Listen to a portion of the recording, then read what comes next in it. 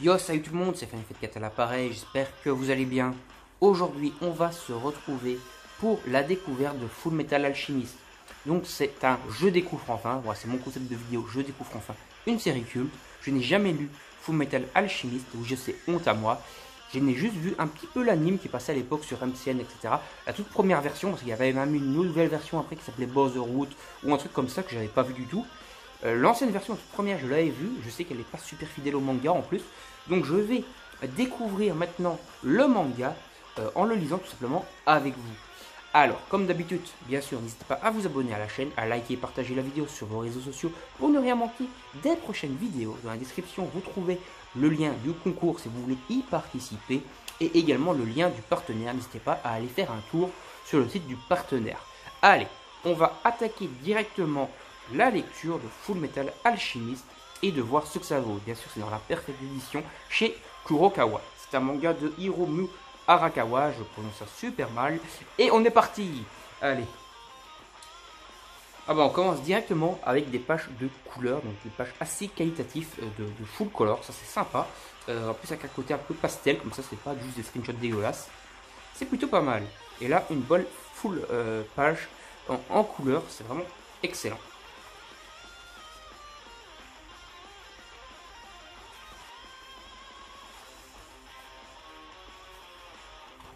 Ah bah, on a encore des pages couleurs, que ce soit ici ou la page juste avant, qui sont vraiment de toute beauté. On n'a pas énormément de pages couleurs finalement dedans, mais les pages couleurs, même si elles sont peu, elles sont vraiment très qualitatives.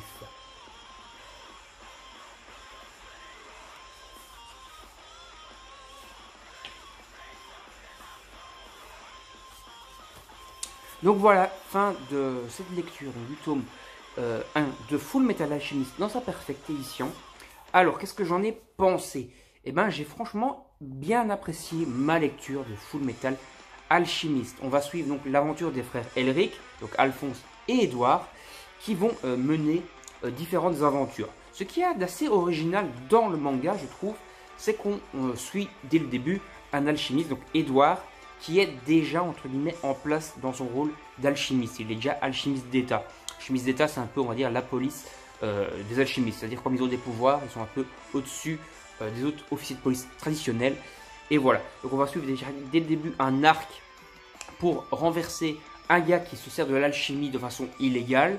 Et on est donc directement dans le bain. On va voir déjà quelques petites informations dans le manga par des rêves ou d'autres sur ce qui leur est arrivé, pourquoi Alphonse est donc une armure et pourquoi Edouard a perdu un bras et une jambe. Donc ça c'est plutôt très intéressant. Bon, je ne vais pas vous spoiler davantage l'histoire du manga qui est pour moi vraiment très bonne et qui mérite vraiment découverte.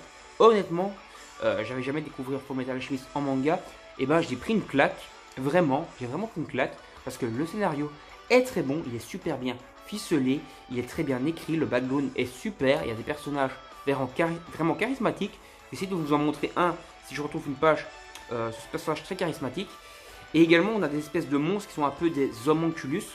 Et ce qui est, comme je dis, très intéressant, c'est d'en apprendre plus sur le passé d'Edouard et d'Alphonse, de savoir pourquoi ils en sont arrivés là.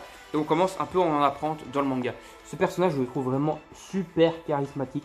Avec sa moustache là, il est vraiment très très charismatique. Et celui-ci là, justement l'autre personnage qu'on voit sur l'image, lui je m'en souviens, je l'avais vu dans l'anime. Donc dans l'animation, c'est une net. Je l'avais vu dans l'anime que j'avais vu à l'époque. Et je le trouvais très cool.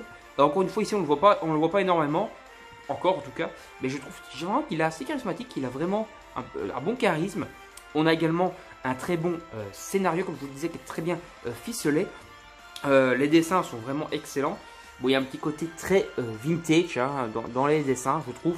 Bon, en même temps, le manga est quand même à presque 20 ans. Donc, c'est normal qu'on ait un côté assez vintage. Mais bon, c'est un excellent shonen. On a des combats, on a de la magie. On a vraiment tout ce qu'il faut. Le background des personnages est très bien retranscrit. C'est-à-dire, on nous file pas toutes les infos dès le début, comme dans certains mangas. On attend petit à petit pour nous donner les infos, que ce soit sur les personnages principaux ou sur d'autres personnages. Et franchement, ça aide énormément à l'immersion et à comprendre un peu plus sur le background. Le scénario qui tourne autour de l'alchimie et de la recherche de la pierre philosophale, etc. est très bien foutu. Franchement, j'ai kiffé. Voilà, j'ai vraiment kiffé. Full Metal Alchemist, excellent manga. Que je vous invite à découvrir.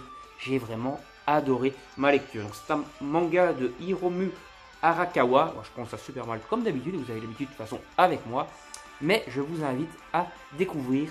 Et pourquoi pas, faire comme moi, découvrir si vous ne connaissez pas encore dans la parfaite édition. Parce que l'édition est tout simplement folle.